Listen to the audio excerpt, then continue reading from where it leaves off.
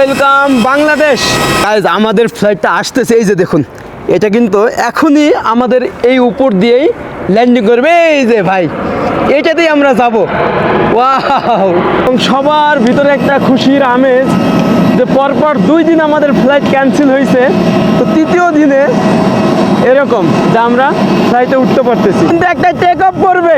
এই যে দেখুন কি স্পিড, এখন প্রায় 30,000 ফিট উপরে আছে। বাট এইখান থেকে শুধু দেখুন, মনে হচ্ছে যেন সেই দুধের উপরে সর পড়ে যেরকম সাদা, ঠিক ওই রকম। Good morning Bhutan. And guys, আজকে আমরা ভুটান থেকে বাংলাদেশে চলে যাব, মানে আমার সেই জন্মভূমি, মাতৃভূমি।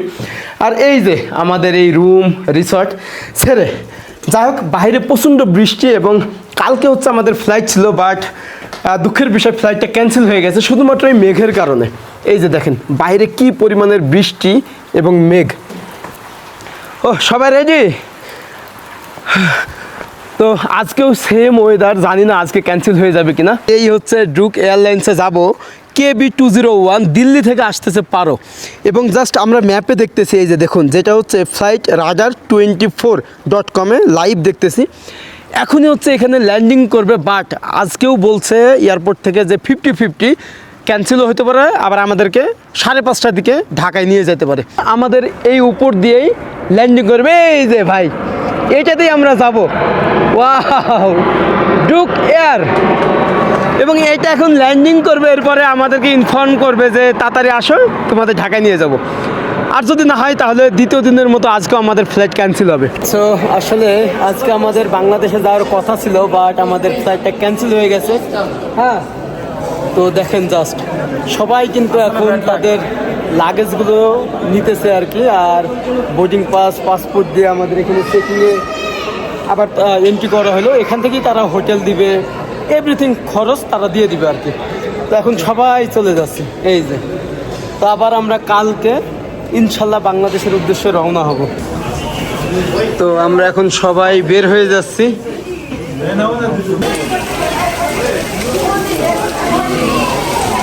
कल भी कैंसिल हुआ, आज भी कैंसिल हुआ, शायद होगा, लेकिन वो फुल्ली वो वेदर की वजह से Duke doesn't want to take chance for the safety purpose. Right. এইটা হচ্ছে 2টা বেড, মানে আমরা 2 জন থাকবো। তো আমি ওকে ওকে, ওইটা হচ্ছে হিটার।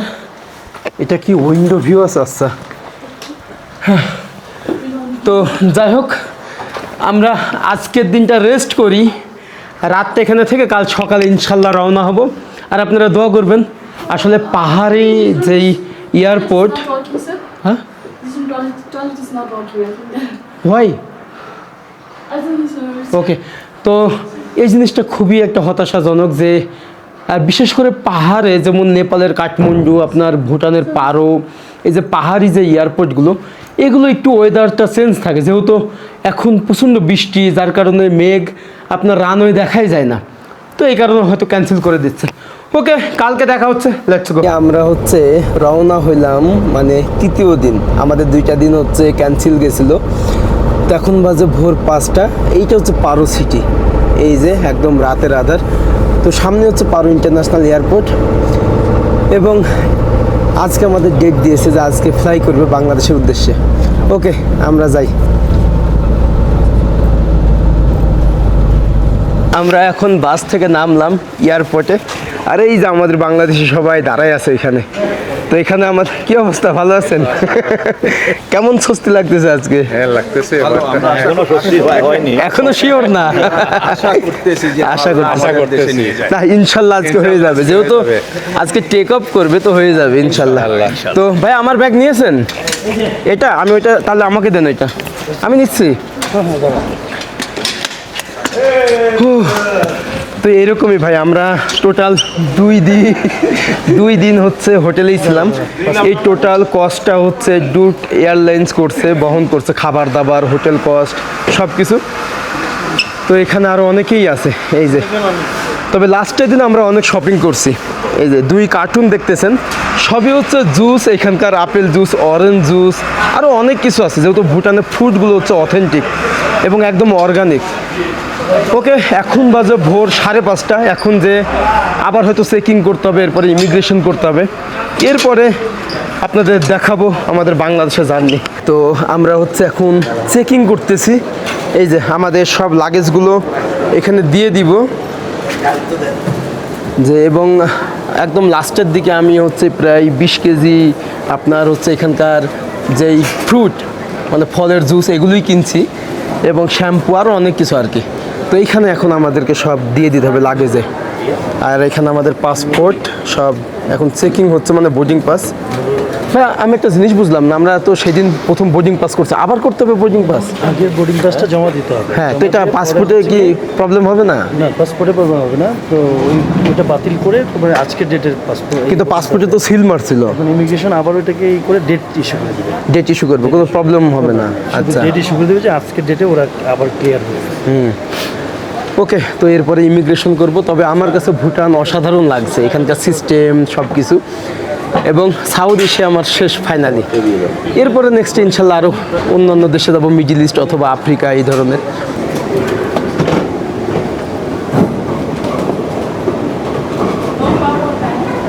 ওকে, ফাইনালি আমাদের ইমিগ্রেশন সব কিছু কমপ্লিট। তো এখন হচ্ছে টেক অফ করার জন্য ওয়েট করব। আর আমাদের ফ্লাইটটা হচ্ছে এখানে ওয়েট করতেছে, এবং 7:10-এ। বাট আজকে কিন্তু একদমই ফাঁকা এয়ারপোর্টটা। ও আচ্ছা, এই যে এইটা যেটা হচ্ছে ডুক এয়ার। ও আজকে কিন্তু একদমই ক্লিয়ার, ওইরকম বৃষ্টিও নেই। বাট গত 2 দিন প্রচণ্ড বৃষ্টি, এছাড়া রানওয়ের উপরে একদম পুরো মেঘ ছিল, যার কারণে ল্যান্ডিং করতে অনেক কষ্ট হয়েছে। এছাড়া অনেক ফ্লাইট কিন্তু মিস হয়ে গেছে, মানে ক্যান্সেল করে দিছে আর কি। ওকে, আমরা হচ্ছে এখানে বসি, আর সবাই আমাদের বাংলাদেশিরা আছে। এই যে আমার প্রিয় ভাই মতিন ভাইয়া আছে এখানে। ভাইয়া কেমন লাগতেছে সত্যি বলেন তো? 2 দিন ক্যান্সেল হয়েছে, এরপরে লাস্ট আজকে। থ্যাংক ইউ এভরিবডি, যে 2 দিন ক্যান্সেল হলো, কিন্তু আসলে ওইটা অত কষ্টদায়ক না। আলটিমেটলি আমরা যেতে পারতেছি আবহাওয়ার কারণে। আর সর্বশেষ যে ঘটনাটা হচ্ছে, আমরা সত্যি আনন্দ করেছি, এটা বলার অপেক্ষা রাখে না। সুস্থ আছি আমরা সবাই, আলহামদুলিল্লাহ, কোনো ধরনের ব্যাঘাত ঘটেনি। যদিও আমাদের ফ্লাইট আবহাওয়ার কারণে প্রবলেম হয়েছে, কিন্তু আমরা আবার শিডিউল মতো যেতে পারতেছি। আর আল্লাহ যা করেন ভালোর জন্যই ভালোর করেন। জন্যই করেন। 7:30টার সময় আমাদের ফ্লাইট রেডি, মানে এখনই আমরা হচ্ছে টেক অফ করব। তো এই যে আমরা এখন প্রবেশ করতেছি। Please take out your body. Okay, please give your body pass. Boarding pass. Yes. Thank you. Welcome. Okay, আমরা হচ্ছে এখন দেখুন জাস্ট ভাই, আমার হচ্ছে সব থেকে বেশি ভালো লাগছে যে এই যে হেঁটে হেঁটে হেঁটে হেঁটে ফ্লাইটে উঠবো, এবং কোনো বাস না বা আপনি কোনো একটা সরু রাস্তা দিয়ে না, এরকম পুরো একটা ফাঁকা ফিল্ডের মতো রানওয়ে দেখবেন আর হেঁটে হেঁটে উপভোগ করবেন। এই যে জাস্ট দেখুন, আর পুরো ওয়েদার কিন্তু ক্লিয়ার আজকে, যে কি দারুণ লাগতেছে। এবং সবার ভিতরে একটা খুশির আমেজ যে পরপর 2 দিন আমাদের ফ্লাইট ক্যান্সেল হয়েছে, তো 3য় দিনে এরকম যে আমরা ফ্লাইটে উঠতে পারতেছি। এরপরে আল্লাহ ভরসা, ঠিক মতো আমরা পৌঁছাতে পারবো কিনা, ওই কি খুশি সবাই। এখন কিন্তু একটা টেক অফ করবে, এই যে দেখুন কি স্পিড, ওয়াও।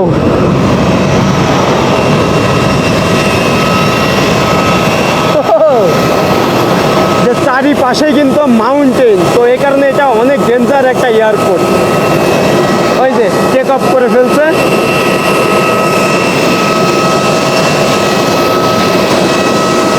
ওকে, আমরা উঠি। এখন আমাদের সময় লাগবে টোটাল 50 মিনিট।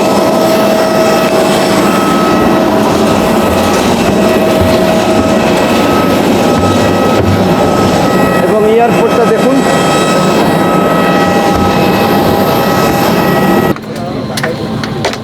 এটা বাট হচ্ছে আপনার প্রায় 12 কেজি ওজন, কিন্তু এখানে কোনো ধরনের রেস্ট্রিক্টেড দেয় নাই। হয় না 7 কেজির উপরে হলে আপনাকে এক্সট্রা ফাইন দিতে হবে, বাট এখানে হয় নাই। ওকে, আমরা হচ্ছে উইন্ডো সিটে বসি। এই যে একদম পাখার সাইড,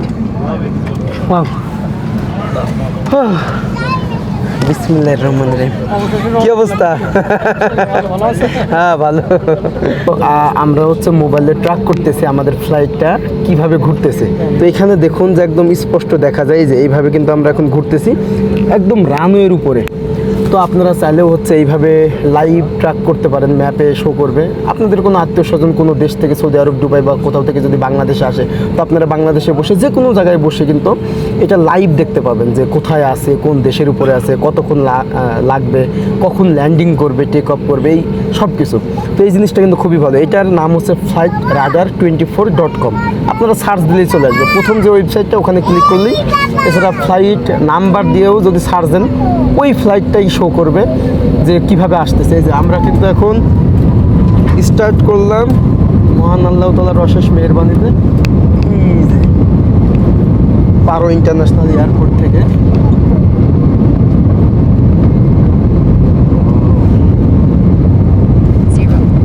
এখনই কিন্তু এটা টেক অফ করবে।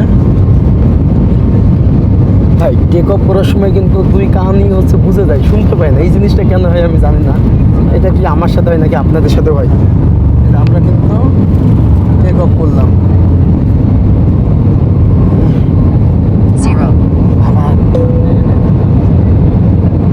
এই যে পারো ইন্টারন্যাশনাল যখন ফ্লাই করে বডি শূন্য হয়ে যায়।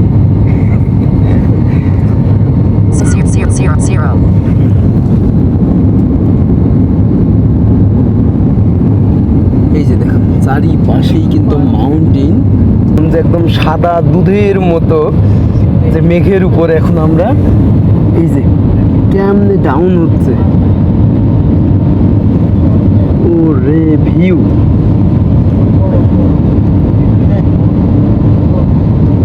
আর পাহাড়গুলো দেখা যায় একদম মেঘের উপর দিয়ে উঁকি দিচ্ছে এই যে। এবং আমরা যেদিন আসি বাংলাদেশ থেকে সেদিন কিন্তু কোনো মেঘ ছিল না, শুধু পাহাড়গুলো দেখা গেছে।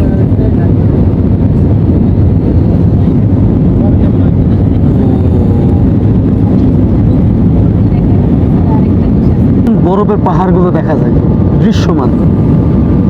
এটা হচ্ছে সাউথ সাইডে, সাউথ, আচ্ছা ওইটা হচ্ছে সাউথ সাইডে, যদিও আমরা ওইদিকে যাই নাই।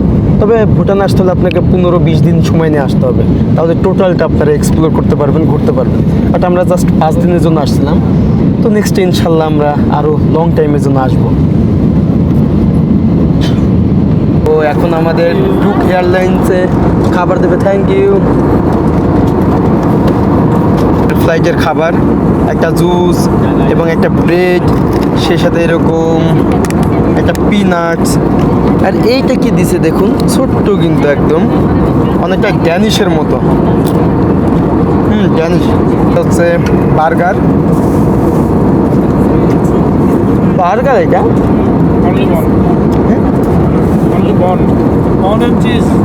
বন সাথে চিজ, মানে অনেকটা বার্গারের মতো, বাট বার্গার না। তবে কি হয়েছে, কোনো ফ্লাইটে কিন্তু ওরা ওয়াটার মানে পারমিশন দেয় না। আমি হচ্ছে আমার পার্সোনাল যে ওয়াটার পট আছে, বোতলে করে গরম পানি আনছিলাম, যে আমার গলায় অনেক সমস্যা, কাশি হচ্ছে, গলা বসে গেছে, বাট ওরা পানি নট অ্যালাউ।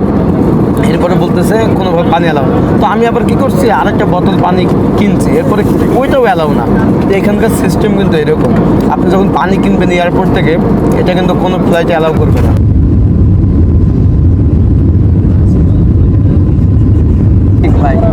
যে আজকে আমি প্রথমে এরকম ঢেউ খেলা মেঘ দেখতেছি, পুরো আকাশ জুড়ে এরকম মেঘ, যে কি অদ্ভুত সৌন্দর্য লাগছে। তবে সত্য ভাই, এগুলো দেখলে মনে হয় যে আল্লাহর সৃষ্টি পৃথিবী কত অদ্ভুত, যে কিভাবে তৈরি করছে এই আকাশ, এই মেঘ। এবং একবার দেখেন, সেই তার সৃষ্টি মানুষ, মানব জাতি এরকম বিমান বানাইছে যেগুলো আবার আকাশে ওড়ে, সেখানে আবার মানুষ যায়। যেগুলো চিন্তা করলে একটা গা শিউরে ওঠে, এরকম একটা ব্যাপার যে আমরা কিভাবে উপরে উঠতেছি ভাই, জাস্ট এরকম একটা বাহনে। একবার ভাবেন তাহলে যে শূন্যর উপরে, এই যে দেখুন জাস্ট। তো ফাইনালি আমরা হচ্ছে এখন হজরত শাহজালাল ইন্টারন্যাশনাল এয়ারপোর্টে ল্যান্ডিং করব। আর উপর থেকে ঢাকা শহরটা দেখুন জাস্ট, যে এত গ্রিন ভিউ লাগতেছে আজকে, সেই সাথে হালকা মেঘ। তবে সময় কিন্তু খুবই কম লাগছে, মাত্র 40 মিনিট আমরা পৌঁছাই গেছি, যে এত কম সময়। এখন কিন্তু আমরা মেঘ থেকে একদম নিচে যাব। জাস্ট এইটা দেখেন যে আমরা কিভাবে মেঘগুলোকে পাস করতেছি। এই টাইমে কিন্তু একটু প্লেনটা ঝাঁকি দেয় এবং একটু শূন্য শূন্য মনে হয়, এই যে নিচে নামতেছে।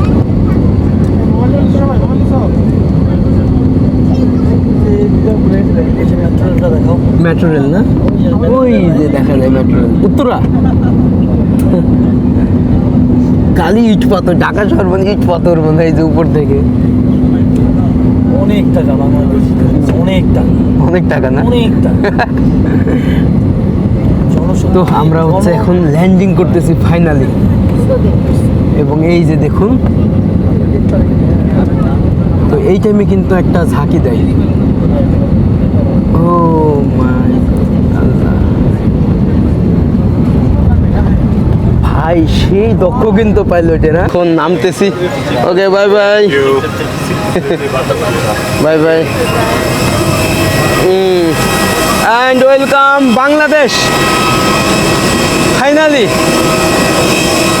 এবং বাস চলে আসছে আমাদেরকে নেওয়ার জন্য। তবে ভুটান জার্নিটা অসাধারণ ছিল, অনেক মানুষ ট্রাভেল করছে। এই যে আমরা এখন নামতেছি, এই যে বাস, ওয়াও। ওকে, এখন যাই, এরপরে বাংলাদেশে আমরা ইমিগ্রেশন করব, তারপরে এক্সিট হয়ে একদম মোহাম্মদপুর। পুরো বাসটা কিন্তু ভর্তি হয়ে গেছে। এখন ইমিগ্রেশনের লাইনে বিশাল বড় বড় লাইন, এই পাশে অনেকগুলো, এই পাশেও অনেক। যেহেতু হজ যাত্রী আসছে, তো এখন প্রায় 1 ঘন্টা সময় লাগবে, এরকম অনিশ্চিত যে কয়েক ঘন্টা লাগতে পারে, 1-1.5 ঘন্টা। তো যাই ইমিগ্রেশন করি, এরপরে আমাদের লাগেজ আছে, মানে কার্টুন আছে আমার, তো এখান থেকে আবার কার্টুন রিসিভ করতে হবে, তারপরে এক্সিট হবে। ইমিগ্রেশন সব কমপ্লিট, এখন আসছে হচ্ছে লাগেজ নেওয়ার জন্য, বাট এত ভিড়, এবং আমাদের হচ্ছে 7 নম্বরে। যেহেতু আজকে হজ যাত্রীরা প্রচুর আসছে, যার কারণে অনেক ভিড়, অনেক, প্রায় 1 ঘন্টা লাগছে আমাদের ইমিগ্রেশন করতে। যেহেতু লাইন এইটা হচ্ছে পারো, যেটা হচ্ছে KB300R, এবং এখানেই হচ্ছে আমাদের কার্টুনগুলো আসবে, নিতে হবে। কি অবস্থা, সব ঠিকঠাক? এখন আমরা ওয়েট করতেছি। তো ও পাইছেন ভাই আমারটা? আমারটা কই? ও আচ্ছা, এই যে আমারটা চলে আসছে, এবং এইটাই সব থেকে হ্যাসেল। এই যে এইটা কার জন্য আসছে? এটা কি? এটা বন্দুক AK-47 ভুটান থেকে না? এটা তোমার ভাতিজার জন্য। অরিজিনালটা দিতে হবে। ওকে, তো এখনই আমরা এক্সিট হব, তবে অনেক ভিড় ছিল। ওকে, বাই বাই বাই। ওকে, কথা হবে ইনশাল্লাহ। ভাই আল্লাহ হাফেজ, সবাইকে বিদায় দিয়ে দিলাম। এবং আমি এখন ভালো ভিডিও, হ্যাঁ, এখন আমি চলে যাব মোহাম্মদপুর। যে ভাইয়ার কিন্তু এখানে ভুটানের কিং এবং কুইনের ফটো, মানে আমরা যখন ভুটানে ছিলাম সবার ছিল যে ভালোবাসা দেখে, তো উনি হয়তো অফিসিয়ালি কাজ করে যে ডুক এয়ারলাইন্সে। কামরুল ভাইয়া, ওকে আল্লাহ হাফেজ, বাই বাই। অনেক ভালো ছিল ট্যুর, ওকে ওকে আল্লাহ হাফেজ। তো কি অবস্থা ভাই, ভালো? আমাদের এটা দেখানো হয়নি? ও আল্লাহ হাফেজ, আল্লাহ হাফেজ। আমরা ওখানে দেখাইছি, হ্যাঁ ডুকে। আল্লাহ হাফেজ। আমি আপনাকে না, আটকাইতে তো হবেই, কারণ দায়িত্ব যেটা। আল্লাহ হাফেজ, আল্লাহ হাফেজ। চলেন চলেন, এক্সিট হচ্ছি। ভাই জাস্ট দেখুন যে বাইরে কি পরিমাণের মানুষ। যেহেতু হজে থেকে হাজার হাজার মানুষ আসতেছে, ওদের আত্মীয় স্বজন রিলেটিভ, কি পরিমাণের বাঁশি বাজাইতেছে ভাই। মনে হচ্ছে অন্য কোনো জায়গায় আসছি। ভাই কি অবস্থা? এবং এখানে কিন্তু সব দূর দূরান্ত থেকে তাদের ফ্যামিলি আত্মীয় স্বজন আসছে, যারা হজে গেছিল বা উমরা করতে গেছিল, তাদের জন্য আর কি। দেখেন শুধু এই হচ্ছে মানুষ। আমরা সবাইকে বিদায় দিয়ে দিলাম, যারা যারা ছিল আমার ভাই ব্রাদার, একসাথে ট্যুর করছি, ভালো ছিল অনেক। আল্লাহ হাফেজ, আল্লাহ হাফেজ, দোয়া করবেন ভাই, আল্লাহ হাফেজ ভাইয়া, দোয়া করবেন ইনশাল্লাহ, ইনশাল্লাহ, আল্লাহ হাফেজ, দেখা হবে। হ্যাঁ আমি দোয়া করবো ইনশাল্লাহ। পায়ে লাগছে নাকি? ওকে ওকে ভাই, আল্লাহ হাফেজ, আল্লাহ হাফেজ, ভালো থাকবেন, দেখা হবে ভাই, নেক্সট ট্যুর হবে অন্য জায়গায় ইনশাআল্লাহ। ওকে, আমরা হচ্ছে উবার বুক করছি, এখন আসতেছে। তো টোটাল আমাদের 9 জনের ট্যুর ছিল, অসম্ভব সুন্দর একটা ট্যুর। এসে উবার পাইলাম, ওইখান থেকে আমরা মানে সেকেন্ড টার্মিনাল থেকে হেঁটে হেঁটে আসছি একদম মিডিলে, সেই গোল চত্বরে, কারণ এত জ্যাম। এবং আমার কাছে 2টা কার্টুন ছিল ভাই, আমার হাত সব লাল হয়ে গেছে, যে এত কষ্ট যে একটা এয়ারপোর্টে এত জ্যাম থাকে, যে মানুষের কত ভোগান্তি। যে বিদেশ থেকে অনেক মানুষ অনেক কিছু নিয়ে আসে এবং টার্মিনালে পৌঁছাতেই পারে না গাড়িগুলো, এত জ্যাম। ওই যে ওই সাইড দিয়ে পুরো রোড ব্লক হয়ে গেছে। তো আমি হেঁটে হেঁটে কষ্ট করে এখানে এসে এরপরে গাড়িতে উঠলাম। আর আরও একটা কথা বলি, যারা হচ্ছে যে বিদেশে যায় আত্মীয় স্বজনের জন্য বিভিন্ন জিনিস নিয়ে আসে, এই মর্মটা অনেকেই বোঝেই না, যে কতটা কষ্ট করতে হয় কেনাকাটা থেকে শুরু করে এই যে কার্টুনগুলো, তারপরে লাগেজগুলো বহন করা, যে কতটা কঠিন। যে করে সেই কিন্তু জানে। তারপরেও দেখা যাচ্ছে অনেক মানুষ মানে মন ভরবে না যে কি আনছে এটা সেটা ওইটা। তো আপনারা অবশ্যই যখন মানুষেরা আনবে, যেটা আনবে ওইটাই ভালোভাবে গ্রহণ করবেন এবং বুঝবেন যে এটা কিন্তু অনেক কষ্টের একটা ব্যাপার। আমরা রওনা হয়ে গেলাম একদম এলিভেটেড এক্সপ্রেসওয়ে দিয়ে মোহাম্মদপুরের উদ্দেশ্যে। যাই হোক গাইজ, এই ভিডিওটা আজকে এখানে শেষ করতে হচ্ছে। সবাই ভালো থাকবেন, সুস্থ থাকবেন। অ্যান্ড যখন অন্য দেশে থাকে আসলে নিজের দেশে আসার জন্য মনটা ছটফট করে। এই যে নিজের দেশ ঘুরতেছি, ভালো লাগতেছে, যে এই বাতাস, এখানকার মানুষজন, এখানকার ভাষা, সব কিছু। যাক, আমাদের সাউথ এশিয়া শেষ, এরপরে নেক্সটে মিডিল ইস্ট, আমি সৌদি আরবে যাওয়ার প্ল্যান করতেছি। তারপরেও আপনারা কমেন্ট করেন কোথায় যাওয়া যায়, ইনশাল্লাহ সেখানে যাব। আর আপনারা ভুটানে যাইতে পারেন, আমি ভিডিওর স্ক্রিনে নাম্বার দিয়ে দিব ড্রিম ট্রিপস এজেন্সির। আপনারা তাদের মাধ্যমে ভুটান শহর বা ভুটানের যে কোনো জায়গায় ফ্যামিলি আত্মীয় স্বজন মিলে একটা ট্যুর করতে পারেন। খুবই সুন্দর একটা দেশ। ওকে, দেখা হচ্ছে নেক্সট কোনো ব্লগে। অবশ্যই কমেন্ট করেন কোথায় যাওয়া যায়। Bye, tata.